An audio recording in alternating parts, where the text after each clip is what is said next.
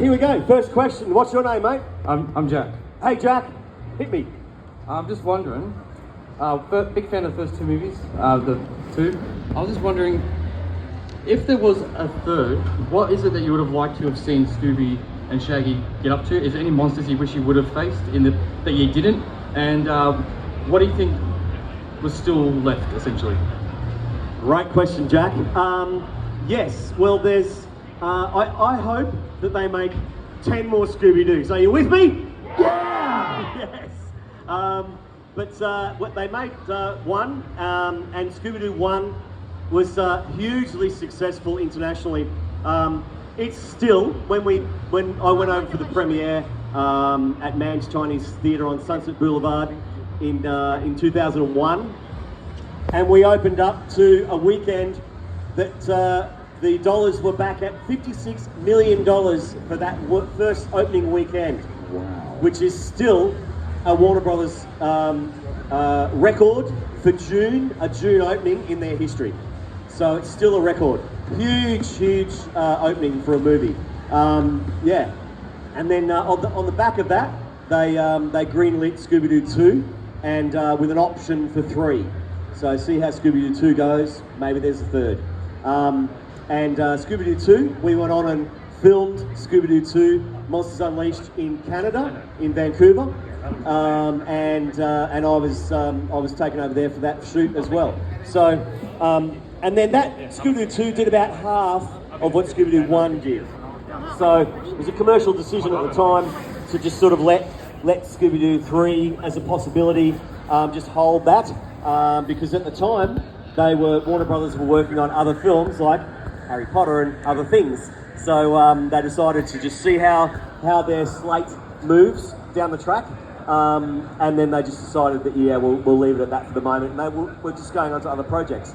But if they made another one, I'd kind of like to see it go to Scotland and be in the moors and have a real castle feel to the third one, which could be a bit darker.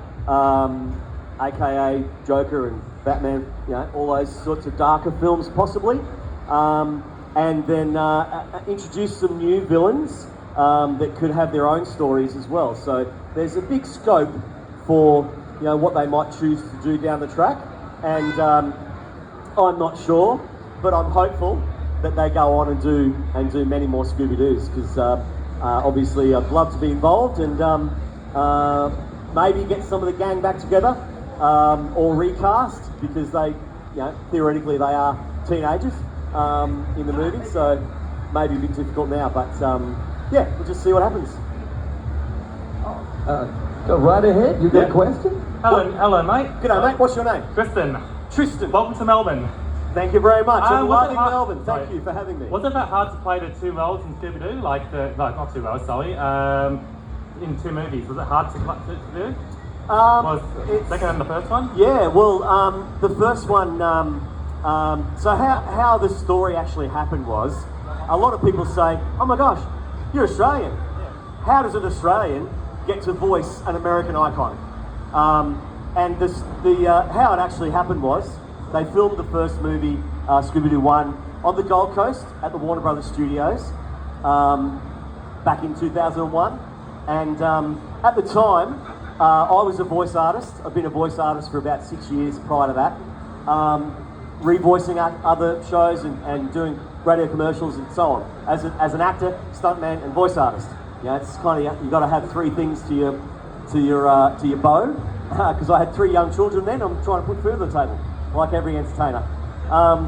And so, at the time, they the voice then, they asked him in Los Angeles, do you want to come out to Australia and essentially voice read or perform the role live on set to the actors while we're filming, and we'll record you, and then you can come back later and record the whole movie in the studio.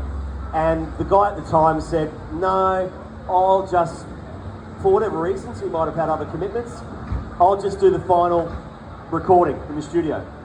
And so the producer said, okay, no worries, we'll get a local. And then the word went around to all the agents, and they said, "Oh, we're looking for a voice reader to perform the character live on set to the actors for the whole show." So anytime Scooby-Doo was called to set, that was me. I came along, and I'm just put the sound department put a microphone on me, and I'm just standing next to a camera. So a camera's here, and you're Shaggy, and I'm talking to you. You're acting to me, and they're filming it, but they never see me because Scooby is computer generated. Later, so I was there to provide. It's called guide track as well. So when they're filming it, there needs to be a space for all the dialogue that Scooby's going to say in the movie. And so I had a few reasons why I was there. And I beat everyone in Australia, all the other voice artists in Australia, to get that voice reader's role. But they were always sort of going to use the current voice at the time. So filming went on. So we shot for 5 months. Takes a long time to make a movie. Only an hour and 38 minutes, and it took us 5 months to film it. And along the way, you know, they're loving what I'm doing. I'm just bringing the character to the set. I'm going to the director and saying, "Oh, look, I think Scooby would say something here, or I would react differently here. In the script it says this, but can I say this?" I always check with the director, and he'd say, "Yeah, look, you do it, and we'll maybe use it as an alternative, as an alt." And they used most of what I said, almost all of it. So that was good to be creatively involved in the scripting process as well. And then along the way, it was all going really well.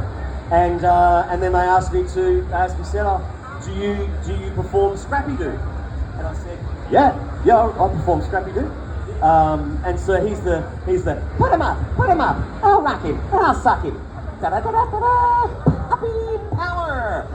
That's that guy. Yeah. Thank you. Roll, Rappy, roll. So I voice read him as well. And then along the way they said, "Oh, we've got some ghosts that need some dialogue, you know, and this and that, and we've got this guy and that." So I voice read everything on the show. And they really liked what I did. But they came to the end of the filming, they said, "Oh," and the cast really liked what I did, and I was helping them. They became all really good friends, you know, Matthew Lillard and Sarah Michelle Gellar, Freddie Prinze Jr., Linda Cardellini, all the cast became really good friends. So I'm working with them for 5 months. And hanging out, I took Freddie water skiing, because I'm from the Gold Coast. I'm water skiing. He wanted to go wakeboarding, so I took him out in my boat. Anyway, good friends. Came to the end of the show, and they said, "Oh, we really love what you've done, but we did promise this other guy that he'd do the voice in the end, so we're going to fly him out to Australia, and you can have a voice-off. You could do your version of the film, he could do his, and we'll choose." And so that's what they did. They flew him out from LA, and we both put down our versions of the film in the recording studio with the writer, producer, director. And they flew back to LA and said, "We'll call you." And a couple of months later, my agent rang me and said, "Guess what? They've gone with you." So they went with the Aussie. Way! The guy who takes people water skiing, it may have something to do with it. Yeah, pretty cool. So that's how all that worked. I'm not sure if I even answered the question. I love that about you, Neil. This is wonderful. But I just got, it's a great story. It's a highlight of my career, and it's still putting smiles on faces. 20 years later, 21 years later, and it's so nice to see all the beautiful Scooby-Doo fans here today, and you know what it means to me is all you guys coming along, and I just want to make people feel good, feel the love, and put smiles on faces, and it's a gift. Thank you. Thank you. Thank you, Neil. And